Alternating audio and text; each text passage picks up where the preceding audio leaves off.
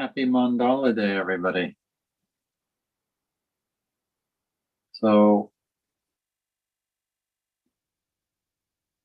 as I was thinking about what to talk about, the topic of mandalas came to mind. A mandala, according to the dictionary, is a geometric representation of the cosmos or the universe.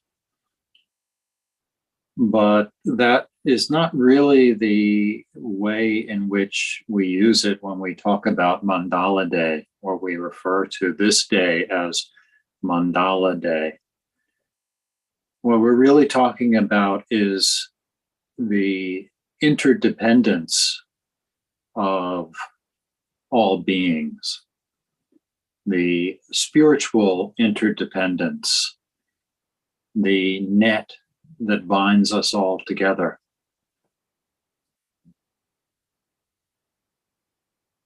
And this brings me to the topic for today, which is continuing in my series on the Zen Buddhism by the numbers, and the number 4. The number 4, particularly the 4 Noble Truths, the 4 Brahma Viharas, and the 4 Great Vows for all. And the Great Vows is really what I want to talk about today. Before I say anything, I'd like us to recite the Great Vows in English rather than in Japanese. We usually chant the Great Vows in Japanese, and which is wonderful if you're a Japanese speaker. If you're a native Japanese speaker or fluent in Japanese, it makes entire sense to chant Shujo Muhen Seigando. It's a lovely chant, but doesn't really carry much punch for most English speakers. So let's recite it in English. And we'll use our standard translation. Gasho. And we don't have to chant it in that sort of sing-song way that we do. We can just chant it normally. However innumerable all beings are, I vow to save them all. However inexhaustible delusions are, I vow to extinguish them all. However immeasurable Dharma teachings are, I vow to master them all. However endless the Buddha's way is, I vow to follow it. However innumerable all beings are, I vow to save them all.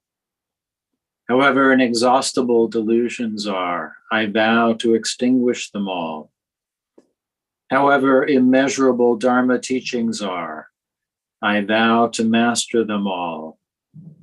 However endless the Buddha's way is, I vow to follow it. However innumerable all beings are, I vow to save them all. However inexhaustible delusions are, I vow to extinguish them all. However immeasurable Dharma teachings are, I vow to master them all. However endless the Buddha's way is, I vow to follow it.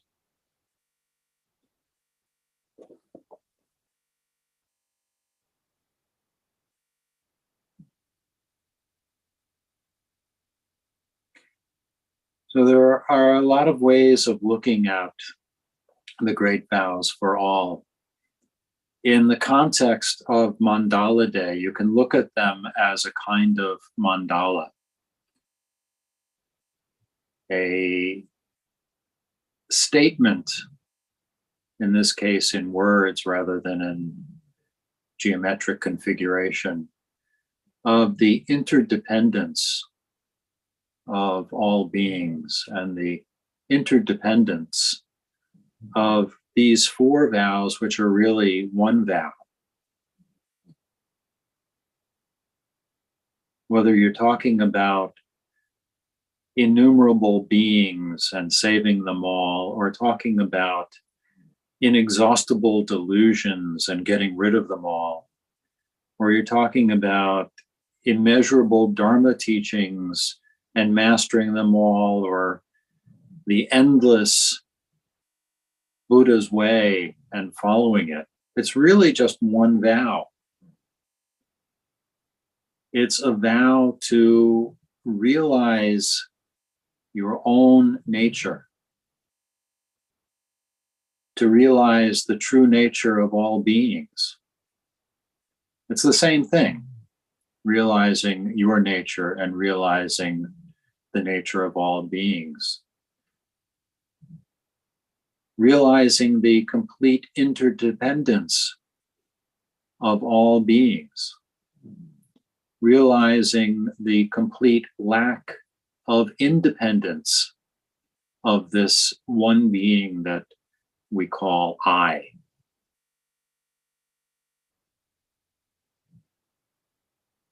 Realizing this is the Buddha's way. Realizing this is extinguishing all delusions.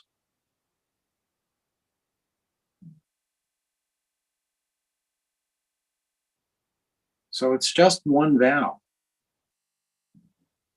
It's just knowing yourself, knowing your true nature. I vow to get to the bottom of this nonsense.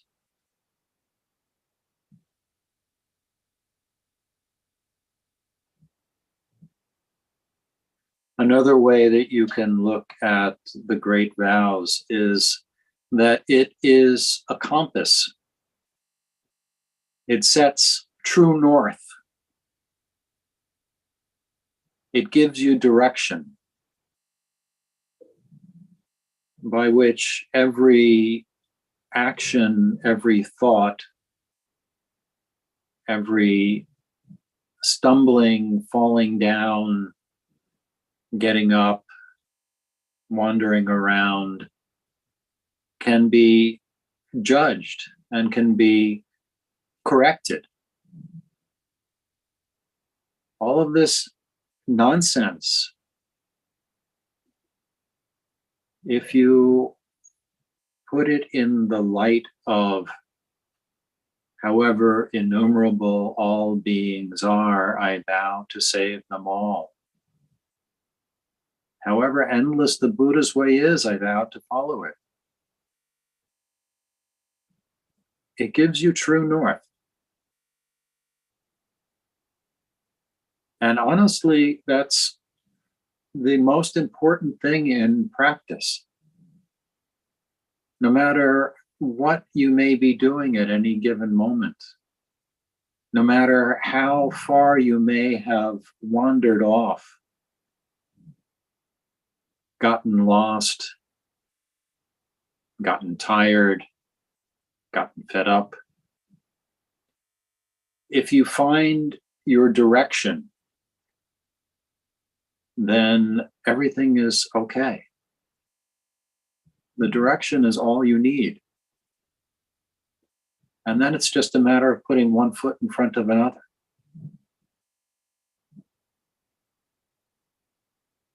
Another way that you can look at the great vows for all is that it's a kind of mantra. And a mantra is an important thing to have.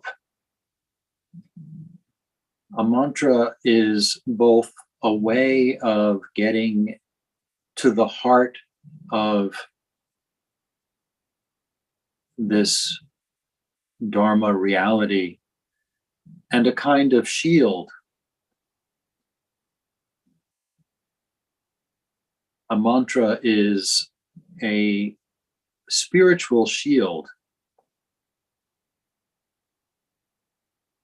in some ways, a kind of magical object.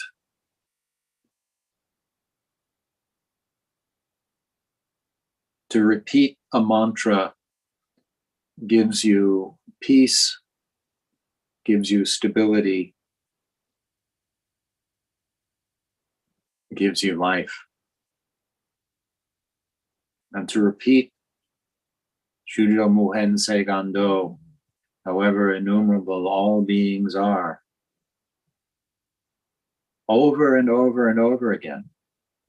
And it doesn't have to be this translation. There are a lot of different translations, some of which are much more simple and direct than this translation, which comes to us, I believe, from D.T. Suzuki, who was a wonderful Zen scholar, but could be somewhat verbose as a translator.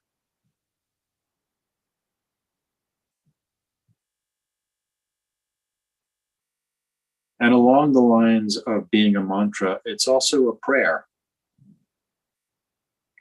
directed towards whatever higher power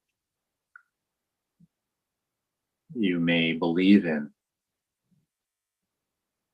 That higher power may simply be your true nature.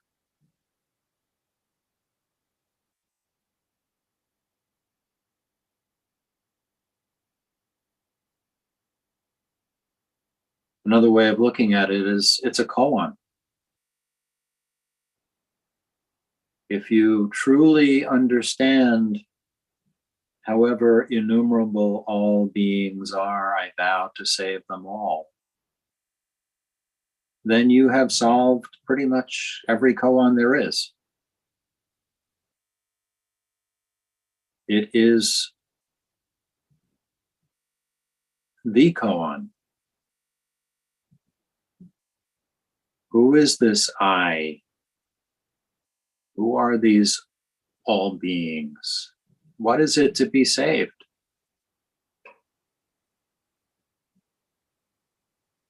If you understand this, then you can't go wrong.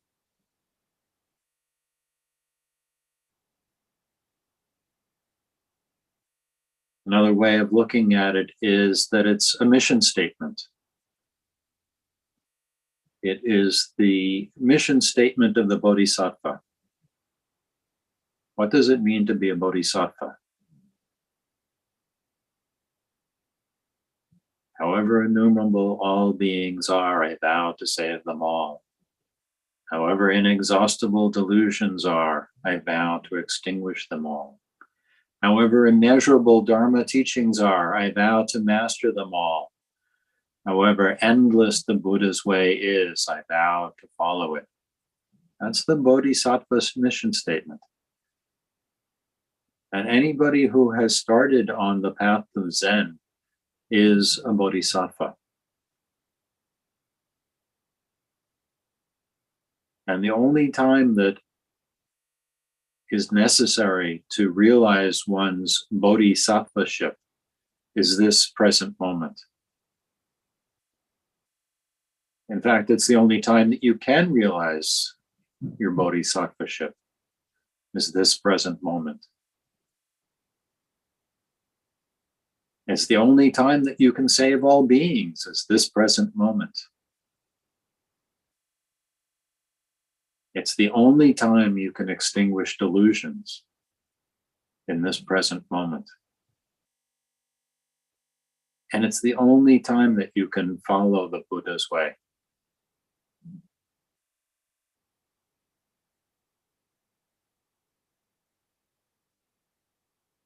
Another way of thinking of the great vows for all is as an expression of enlightenment. A very succinct expression of enlightenment. What does it mean to be enlightened? That's just following the Buddha's way. That's just saving all beings. That's just getting rid of this idea of I as distinct from all beings. If you understand the great vows for all and what lies behind them, that is enlightenment itself.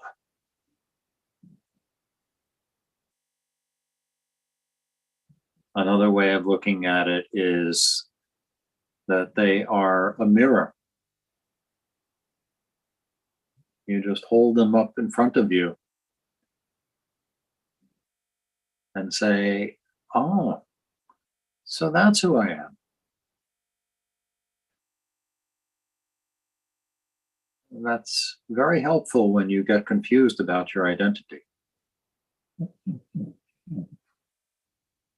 Oh, that's who I am. Yeah. Okay. Yeah, I recognize myself now.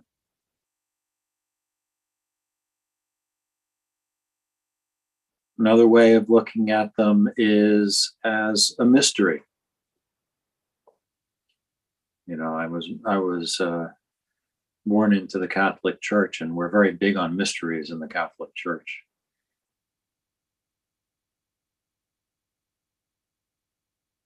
It's all a great mystery. What is this I? What is this saving all beings? How is any of this possible? How is it impossible to extinguish delusions if they are innumerable and inexhaustible? How can we master all the Dharma teachings if they're immeasurable? It's all a mystery. Mystery is what makes life worth living. Mystery is what gives flavor to life, what gives its sparkle and succulence.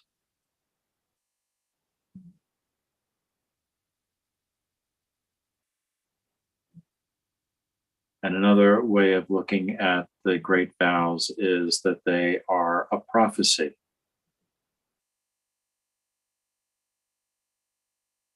What is the end of all of your striving?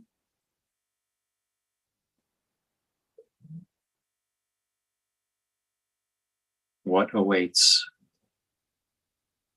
every Zen practitioner, even those who aren't currently practicing Zen, even those who haven't heard about Zen? What is it that awaits all of us? It's just Shujo Muhen Seigando.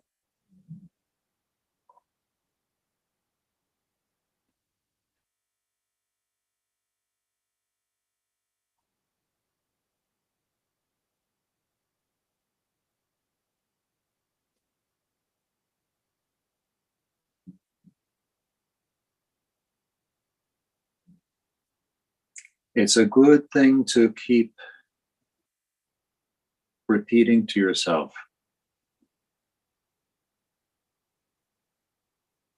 at least once a day, in English or some other language if that's your native language. But I think most of us are native English speakers, so reciting it at least once a day doesn't have to be out loud. It can be internally. It can be before you go to sleep at night or first thing when you wake up in the morning, or when you first sit yourself down to do zazen, or when you're doing kinhin.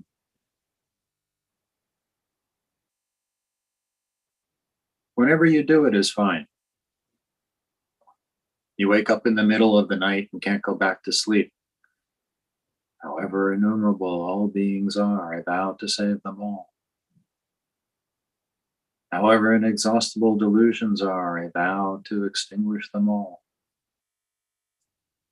Just keep repeating that for a while and you'll fall back to sleep.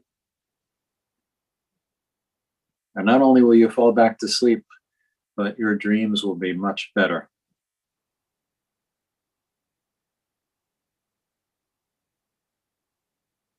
That's the nature of prayer or a mantra. You repeat it, it gives you strength, it gives you courage, it calms your fears, it opens up the world for you.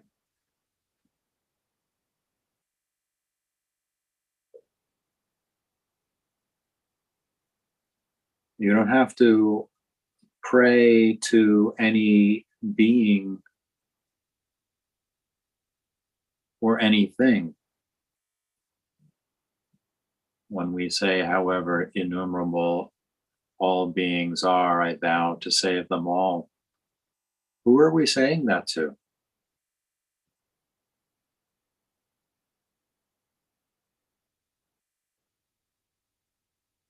Who's there to hear us?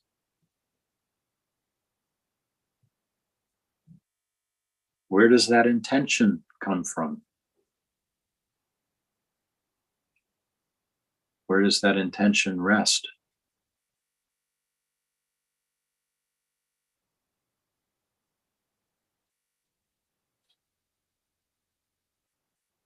It's lovely to chant Shujo Muhen Seigando, and I don't mean to disparage the Japanese version.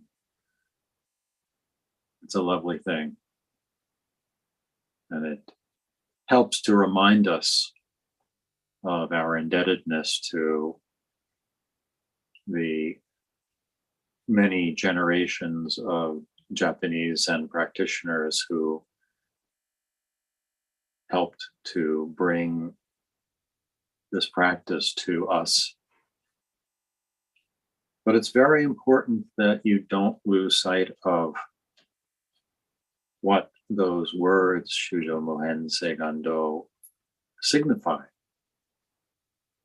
And for most of us, the only way that we can do that is by reciting it in English.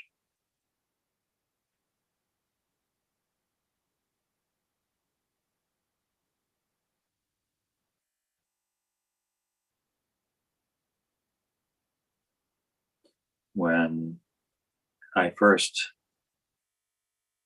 asked Edo Roshi to grant me the privilege of being ordained, and he asked me why I wanted to be ordained, the only thing I could think of doing was chanting Shujo Muhen Seigando, which of course I did in Japanese.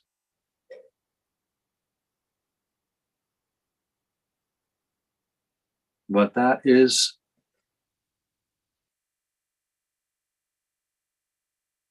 the heart of our practice.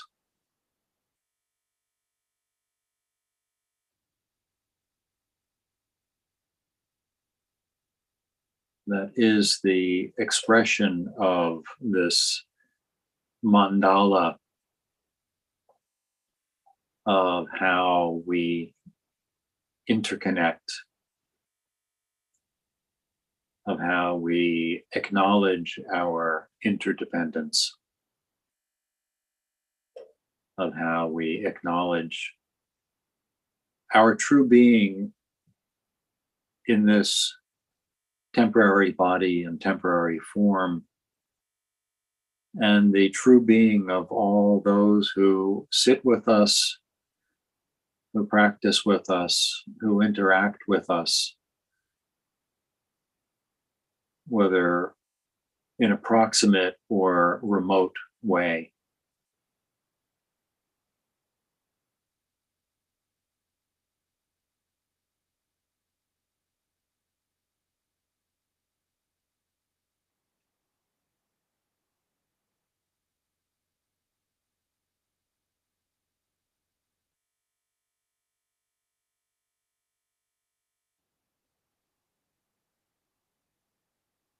It is the simplest expression of the Bodhisattva's path, the Bodhisattva's vow.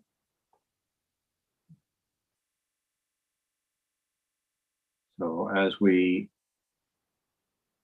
come to the close here, and before we finish by chanting in Japanese, let's recite one more time, 3 times in English.